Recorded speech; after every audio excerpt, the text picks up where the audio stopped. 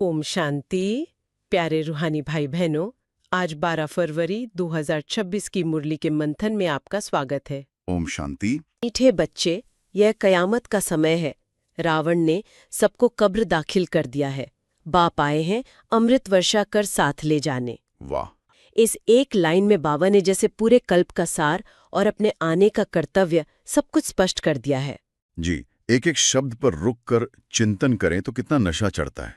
पहला शब्द है कयामत का समय।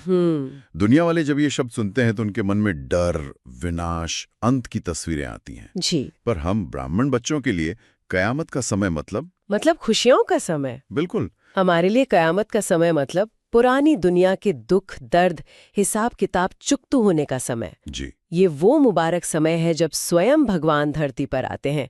तो ये डर का नहीं, उत्सव का समय है। ये परिवर्तन की बेला है। और बाबा कारण भी बताते हैं कि ये समय क्यों आया।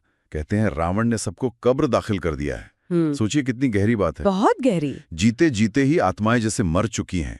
किस कब्र में? देह अभिमान की कब्र में। सही कहा। आत्मा जो मालिक थी वो देह की गुलाम बन गई।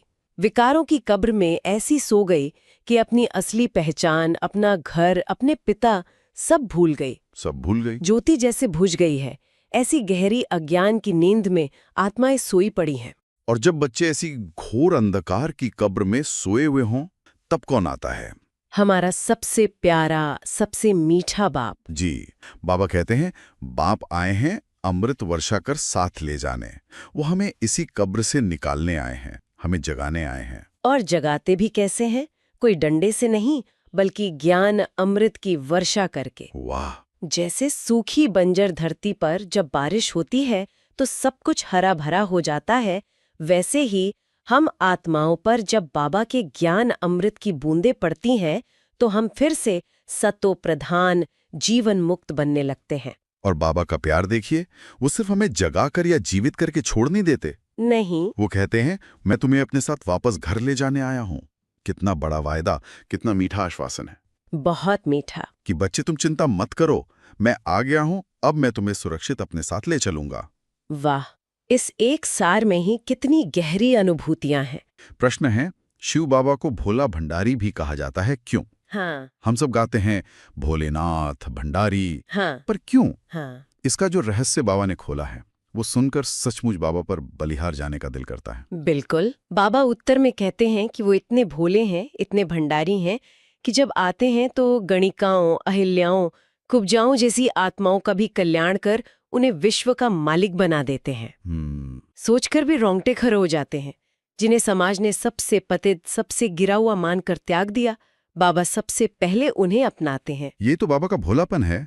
वो दुनिया की तरह हिसाब किताब नहीं देखते। हाँ। वो ये नहीं देखते हैं कि इस आत्मा का अतीत कैसा था, इसने जन्म जन्मांतर में क्या क्या कर्म किए। कुछ नहीं देखते। बाबा की दृष्टि में तो बस एक ही बात है, ये मेरा बच्चा है।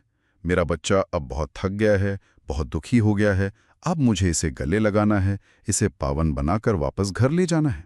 और बाबा का भोलापन इस बात में भी है कि ये कल्याण करने के लिए वो आते कहाँ हैं।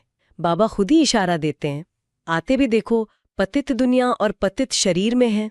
तो भोला हुआ ना। जी हाँ। वो स्वर्ग में नहीं आते, किसी पावन शरीर में नहीं आते। वो इस कलयुगी तमोप्रधान दुनिया में एक साधारण बूढ़े तन का आधान लेते हैं। बिल्कुल। जो सबसे बड़ा पतित पावन है, वो पतित दुनिया में पतित तन में आकर हम बच्चों का उद्धार करते हैं। इससे बड़ा भोलापन और क्या हो सकता है? सही कहा। वो भंडारी इसलिए हैं क्योंकि उनके ज्ञान, गुण और शक्तियों के खजाने हर बच्चे के लिए खुले हैं। वो किसी की पात्रता नहीं देखते, बस अपना खजाना लुटाते रहते हैं। हाँ। बाबा हम सब बच्चों पर अपनी रहमतों की वर्षा करते रहते हैं। और उस भोले भंडारी बाप की श्रीमत, उनका डायरेक्शन भी कितना भोला और कितना सरल है। बहुत सरल। कोई कठिन साधनाएं, हठ योग या कर्म कांड नहीं बताते। बाबा बस एक मीठी बात कहते हैं, मीठे बच्चे अब अमृत पियो, विकारों रूपी विष को छोड़ दो। बस इतनी सी बात। कितनी सीधी और प्यारी श्रीमत है। वो हमें 21 जन्मों के लिए विश्व की बादशाही दे रहे हैं और बदले में हमसे मांग क्या रहे हैं? कुछ भी नहीं। बस हमारे ही कल्याण के लिए कह रहे हैं कि बच्चे, जो आधा कल्प से ये काम, क्रोध, लोभ का जहर पीते पीते तुम्हारी आत्मा काली हो गई है, अब बस इस एक अंतिम जन्म के लिए ये विष पीना छोड़ दो। मैं तुम्हें ज्ञान का अमृत पिलाकर देवता बना रहा हूं। सचमुच ऐसा भोला, ऐसा दिल वाला बाप और कोई हो नहीं सकता। कोई नहीं। वाह, बाबा के भोलेपन और उनके प्यार की इस मधुर याद में अब मुरली के महावाक्यों के गहरे सागर में उतरते हैं। जी आज बाबा ने एक एक पॉइंट को बहुत विस्तार से, बहुत प्यार से समझाया है। बिल्कुल जी। सबसे पहले बाबा ने आज गीत के आधार पर हमें हमारी असली पहचान याद दिलाई। गीत के बोल थे, दूर देश का रहने वाला। हाँ और बाबा ने तुरंत हम बच्चों का ध्यान अपनी ओर खिंचवाया। हाँ, बाबा ने कहा तुम भी मुसाफिर हो ना। इस एक वाक्य ने जैसे हमें देह की दुनिया से न्यारा कर दिया। बिल्कुल। हम इस धरती के मालिक नहीं, यहाँ के स्थायी निवासी नहीं हैं। हम सब आत्माएं मुसाफिर हैं, एक यात्रा पर हैं। जी हमारा असली घर तो वो दूर देश, वो शांति धाम, परम धाम है।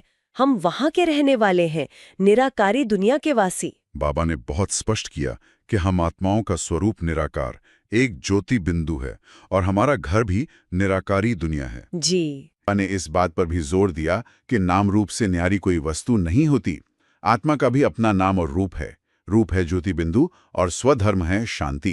यह स्मृति कितनी शक्तिशाली है कि मैं एक मुसाफिर आत्मा हूँ, परमधाम से आई हूँ, अपना पाठ बजा रही हूँ और अब मुझे वापस घर जाना है। इसी यात्रा को समझाते हुए बाबा ने फिर राम राज्य और रावण राज्य का भेद बहुत सुंदर रीति से स्पष्ट किया। जी कहते हैं, बच्चे, इस 5000 साल के चक्र के 2 हिस्से हैं। आधा कल्प है राम राज्य और आधा कल्प है रावण राज्य। वाह जी। आधा कल्प है नहीं, सतयुग और त्रेता युग, जहाँ सुख ही सुख है, शांति ही शांति है, पवित्रता है, वहाँ दुख का नाम निशान नहीं होता। नाम निशान नहीं। और फिर द्वापर कलयुग, ये है रावण राज्य, जहाँ दुख ही दुख है, अशांति है, अपवित्रता है। और यहाँ बाबा ने एक बहुत बड़ी गलत फहमी को दूर किया जो भक्ति मार्ग में घर कर गई है। हाँ, ये बहुत जरूरी है समझना। लोग दुख में भगवान को पुकारते हैं और कहते हैं, हे भगवान, ये दुख आपने क्यों दिया? पर बाबा कहते हैं, मैं कभी बच्चों को दुख नहीं देता हूँ। मेरा नाम ही है दुख हरता, सुख करता। वाह। जो बाप सुख का सागर है, आनंद का सागर है, वो अपने बच्चों के लिए दुख का राज्य कैसे बना सकता है? ये समझना बहुत जरूरी है। दुख तो रावण राज्य में, यानी विकारों के वशीभूत होने के कारण मिलता है। बिल्कुल। कर्मों का हिसाब किताब दुख देता है, बाप नहीं। बाप तो आकर सुख का राज्य, स्वर्ग की स्थापना करते हैं। जी, अभी हम संगम युग पर खड़े हैं। ये पुरानी दुनिया काली युग का अंत है और नई दुनिया सतयुग की आदि है। बाबा हमें इसी दुख धाम से निकालकर सुख धाम में ले जाने आए हैं। जी। और इसी संगम युग के समय को बाबा ने आज कयामत का समय कहा। इस पर थोड़ा और गहराई से चिंतन करते हैं। जी। बाबा ने इसकी व्याख्या कितनी रूहानी रीति से की है। कहते हैं, सभी मनुष्य जैसे कि मरे पड़े हैं, सबकी ज्योति उझाई हुई है। इसका अर्थ है कि आत्मा की शक्ति बिल्कुल क्षीण हो गई है। आत्मा अज्ञान अंधकार में इतनी खो गई है कि उसे अपना होश ही नहीं है। और इसका कारण बाबा ने बताया, बच्चे जो काम चिता पर बैठ भस्म हो गए हैं।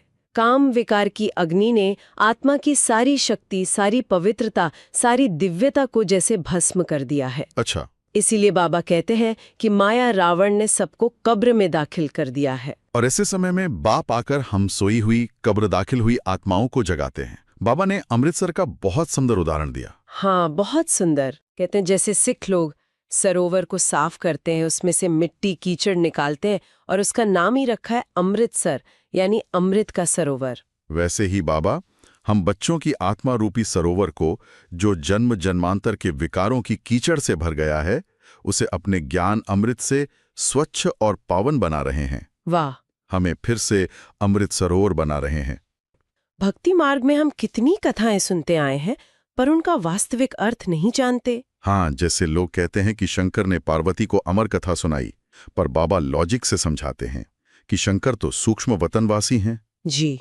वहां तो ये स्थूल देह या स्थूल दुनिया ही नहीं है, तो वहां कथा सुनाने की क्या आवश्यकता? और पार्वती ने ऐसा क्या विकर्म किया जो उन्हें कथा सुननी पड़े? ये सब भक्ति मार्ग की कहानियां हैं। बाबा इस गुत्थी को सुलझाते हुए कहते हैं, वास्तव में तुम बच्चों को अमर कथा सुनाए, अमर लोक में ले जाने में आया हूँ। वाह। ये ज्ञान जो शिव बाबा हम बच्चों को सुना रहे हैं, यही सच्ची अमर कथा है। इसे सुनने और धारण करने से ही हम आत्माएं इस मृत्युलोक से अमर लोक यानी स्वर्ग में जाती हैं। हम अमर बन जाते हैं, यानी हमें अपने अविनाशी स्वरूप की स्मृति आ जाती है। और यही ज्ञान सच्ची सत्यनारायणी की कथा है, क्योंकि इसी कथा को सुनकर हम नर से श्री नारायण और नारी से श्री लक्ष्मी बनते हैं। बिल्कुल। बाबा कहते हैं, भक्ति में कथा सुनने से तो कोई नर से नारायण नहीं बना और ही गिरते गए, पर अब हम बच्चे प्रैक्टिकल में इस ज्ञान से श्रेष्ठाचारी बनकर नारायण पद पाते हैं। वाह। बाबा कहते हैं ये ज्ञान ही तीसरा नेत्र है। इस ज्ञान चक्षु से ही हम अपने 84 जन्मों के चक्र को अपने आप ही पूज्य और आपे ही पुजारी बनने के रहस्य को समझ पाते हैं। जी। सतयुग त्रेता में हम पूज्य देवी देवता थे और द्वापर कलयुग में हम ही पुजारी बन गए और अपने ही जड़ चित्रों की पूजा करने लगे। अब बाबा हमें फिर से पुजारी से पूज्य बना रहे हैं। ये सारी महिमा उस एक प्यारे बाप की है। आज बाबा ने अपने कर्तव्यों को भी बहुत सुंदर रीति से याद दिलाया है। बाबा पतित पावन हैं, सर्व के सद्गति दाता हैं। वो लिबरेटर भी हैं और गाइड भी हैं। एक एक शब्द में कितना प्यार और कितनी जिम्मेदारी छुपी है। पतित पावन, हम सब पतित आत्माओं को पावन बनाने वाले। जी। सद्गति दाता, सिर्फ मनुष्य आत्माएं नहीं, सर्व आत्माओं को मुक्ति, जीवन मुक्ति की श्रेष्ठ गति देने वाले। वो लिबरेटर हैं, हमें रावण की जेल से, 5 विकारों की गुलामी से, दुख अशांति से लिबरेट करते हैं, आजाद करते हैं। और सिर्फ आजाद नहीं करते, वो गाइड भी बनते हैं। जब हमारा पाठ पूरा होगा तो वो हम सब आत्माओं को गाइड करके वापस अपने घर शांति धाम ले जाएंगे। बाबा ने साजन और सजनियों का कितना मीठा उदाहरण दिया। हम सब आत्माएं सजनियां हैं जो आधा कल्प से अपने एक अविनाशी साजन परमात्मा पिता को याद कर रही थी, पुकार रही थी। जी। अब वो साजन हम सबको लेने आया है, हमें ज्ञान योग से सजाकर, पावन बनाकर अपने साथ वापस घर ले जाने के लिए। और जो बच्चे उस साजन की श्रीमत पर चलकर उसके मददगार बनते हैं, वही विजय माला में पिरोए जाते हैं। हाँ। बाबा ने आज विजय माला का रहस्य भी बहुत प्यार से समझाया। जी। भक्ति में लोग बस तोते की तरह माला फेरते हैं, पर उसका अर्थ नहीं जानते।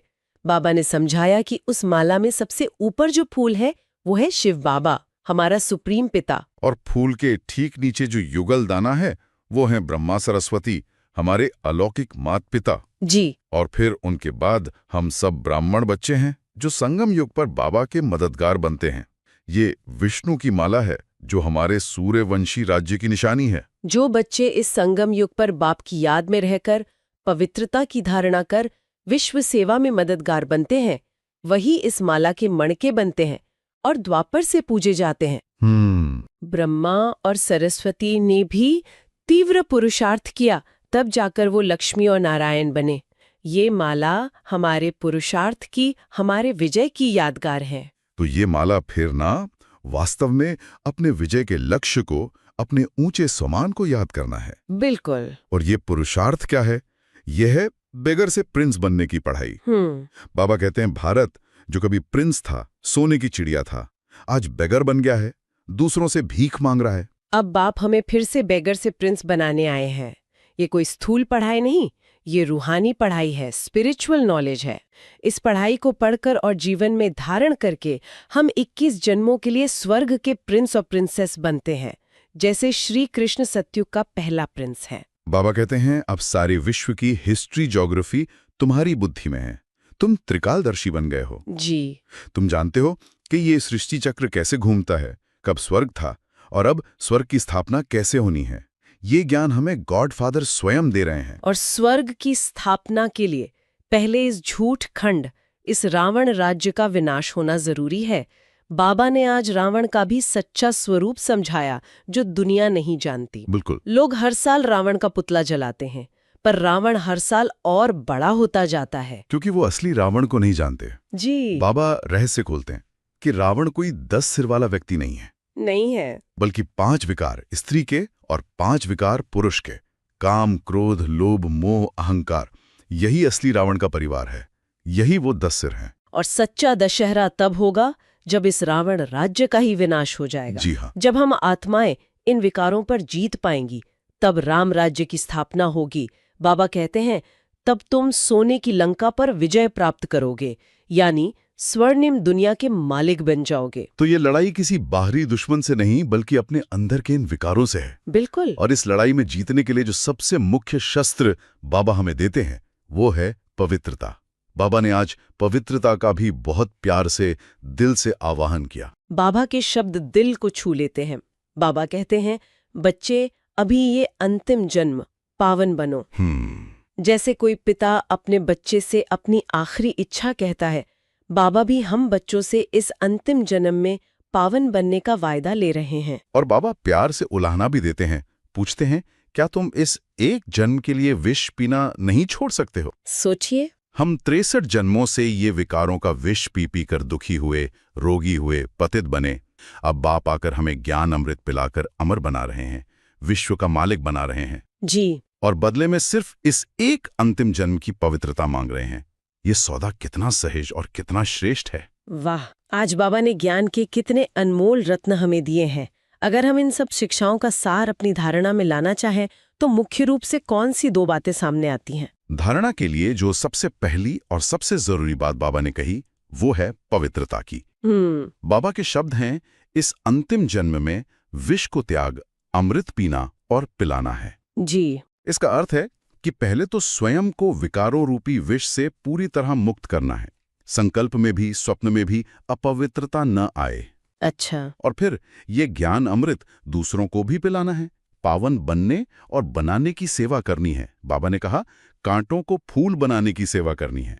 जो आत्माएं आज विकारों के कांटों से चुभकर दुखी हैं, अशांत हैं, उन्हें ज्ञान और योग की शीतलता देकर फूल बनाना है। बहुत सुंदर। तो पहली धारणा है स्वयं पवित्र बनना और सर्व को पवित्र बनाने की सेवा करना।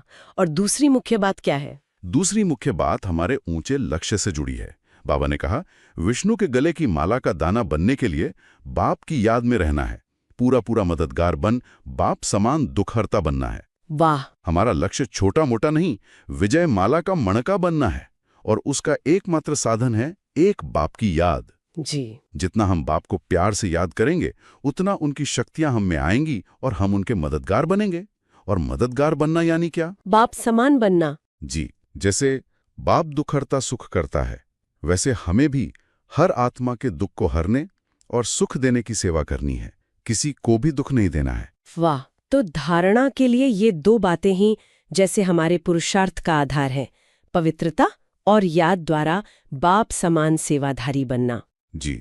अब आज के मीठे वरदान की ओर चलते हैं, जो इन धारणाओं को और भी शक्ति देगा। आज बाबा का हम बच्चों के लिए बहुत शक्तिशाली वरदान है। मैं चाहूंगा कि हम सब इसे बहुत गहराई से एकाग्र होकर सुने और अनुभव करें, थोड़ा रुककर गहरी अनुभूति के साथ। अपनी अलौकिक रूहानी वृत्ति द्वारा सर्वात्माओं पर अपना प्रभाव डालने वाले मास्टर ज्ञान सूर्य भव। वाह, मास्टर ज्ञान सूर्य, क्या स्वमान दिया है बाबा ने। जी। और इसकी विधि भी कितनी सुंदर समझाई है।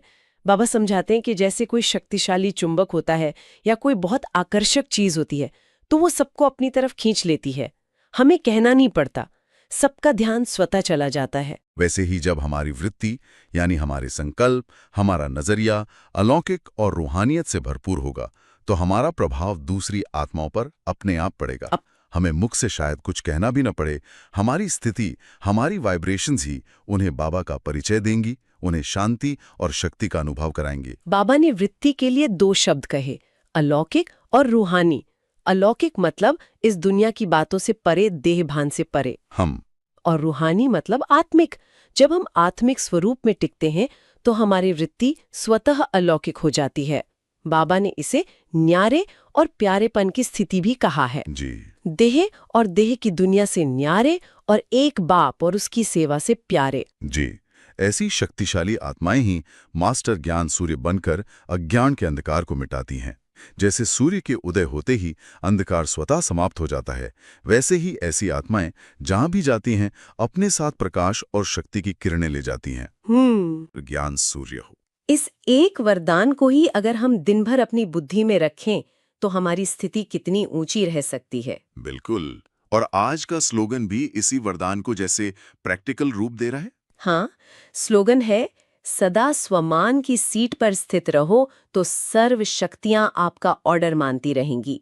कितना सुंदर कनेक्शन है। वरदान में बाबा ने हमें स्वमान दिया, मैं मास्टर ज्ञान सूर्य हूँ। जी। और स्लोगन में कह रहे हैं कि बस इसी स्वमान की सीट पर सेट हो जाओ। यह स्वमान ही हमारा सिंहासन है। जब हम इस आत्मिक स्वमान की सीट पर स्थित रहते हैं तो माया हमारे सामने आ नहीं सकती, वो नीचे खड़ी रहती है। बिल्कुल। आज अव्यक्त बाप दादा ने भी हमें सफलता के लिए बहुत सुंदर इशारे दिए हैं। जी ये इशारे जैसे हमारे पुरुषार्थ को और सहज और सफल बना देते हैं। जी। अव्यक्त बाप दादा ने कहा, एकता और विश्वास की विशेषता द्वारा सफलता संपन्न बनो। सफलता का आधार बाबा ने दो बातों को बताया, यूनिटी एंड फेथ। संगठन में एकता हो और बाप पर और स्वयं पर निश्चय हो। और ये एकता कैसे आएगी, उसके लिए भी बाबा ने बहुत प्रैक्टिकल इशारा दिया। कहते हैं ज्ञानी बनने के साथ साथ स्नेही बनो। जी कभी कभी हमें ज्ञान का नशा तो होता है, पर व्यवहार में स्नेह की कमी हो जाती है, हम रूखे हो जाते हैं। बाबा कहते हैं ज्ञान और स्नेह का बैलेंस चाहिए। स्नेह से ही संगठन एक हो सकता है। और सेवा में एकता लाने के लिए बाबा ने दो शब्द सदा याद रखने को कहा। एक, मैं निमित्त हूँ। हाँ, निमित्त। मैं करने वाला नहीं, कराने वाला, करावनहार है। मैं सिर्फ एक इंस्ट्रूमेंट हूँ। ये भाव हमें निरंकारी बनाता है। और दूसरा, मुझे निर्माण बनना ही है। जी। कितनी भी कोई अपमान की बात कहे, परिस्थिति कैसी भी हो, मुझे हम्बल रहना है, निर्माण चित रहना है। वाह। अगर ये दो बातें याद रहें तो तेरे मेरे की मान शान की टकराव की भावनाएं समाप्त हो जाएंगी। ओम शांति।